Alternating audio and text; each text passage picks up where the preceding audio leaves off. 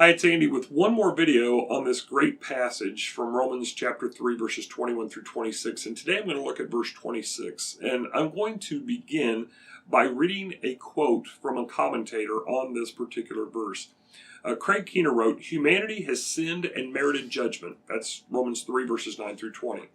"But God remains faithful and righteous," 21 through 31, "so that people can also be set right with him through faith. The law revealed sin but did not make people righteous," Romans 3:20. "We should not take this limitation to mean that the law itself is bad. The problem is not the law, but using it, being the law, but using it in a way that it was never intended to be used." Well, what Keener means by that is people are using the law to justify themselves, but they cannot justify themselves. As I've been saying and teaching for weeks, one of the problems with you and I seeking justice or to enact justice is that our mindset is skewed in some way. We believe that we are right, but our degree of rightness wavers. None of us is perfect in our understanding. Perhaps your degree of rightness is right in some areas, but it is not perfect. It can't be, in part because you nor I can know everything about anything, and therefore we can't be right. Just a couple of examples. One example would be our political situation. And actually, just bigger picture, all the mess in our country right now. Many people no longer consider the politician. They consider the party. So it's not about this person, it's about their party. And so what we have is this idea that both sides, if I can use that term, both sides think that the other side is wrong, that they're hypocrites, that they're immoral, that whatever they might think about the other side. And okay, that might be true, but we must understand that there are more than two sides. There may be a third option. In fact, everybody says, well, it's like two sides of the same coin. Well, the problem is that a coin doesn't just have two sides.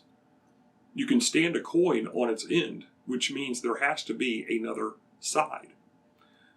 Well, another example would be all of the challenges that are going on with protests and stuff. Now, protests are something legal.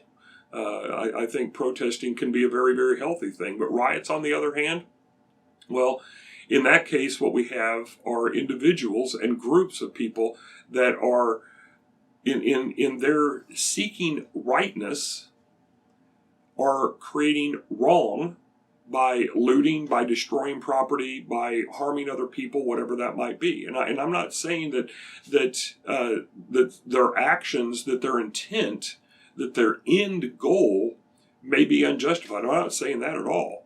What I'm saying is that sometimes the means that we take to get to that end are definitely not justified. I know the saying, the ends justify the means, but that's not always the case. If we think about that, think about our founding fathers.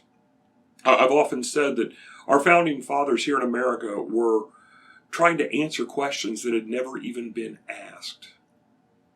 And yet, they were committing treason.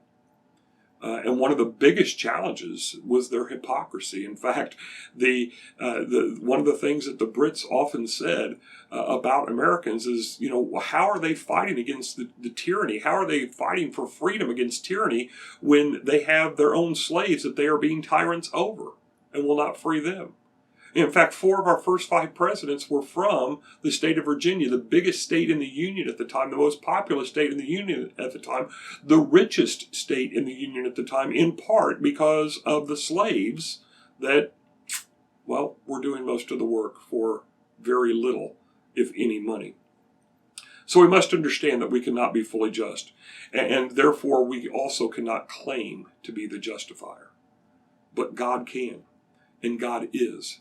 The challenge for God would be, how could he possibly fulfill his demand for the justice of sin and still remain true to himself? He is the justifier, but could he also be just and maintain his integrity? Well, that's where the sacrifice of Jesus comes into play. Jesus was the perfect God, man. P.T. Forsyth says it this way: the prime doer in Christ's cross was God. Christ was God reconciling. He was God doing the very best for man, and not man doing his very best for God. That is, that God did his best for man because man cannot. And we will not. We do not do our best for man. We cannot do we do not do our best for God. We cannot do our best for God, and we will not do our best for God, at least not on our own. The Bible makes that very clear. But Jesus is the solution, and now his death has satisfied and shown that God is both the just and the justifier. That is how this great passage concludes, is that our God, the one true God, is the just and the justifier. So let us put our faith in him through what Jesus has done for us.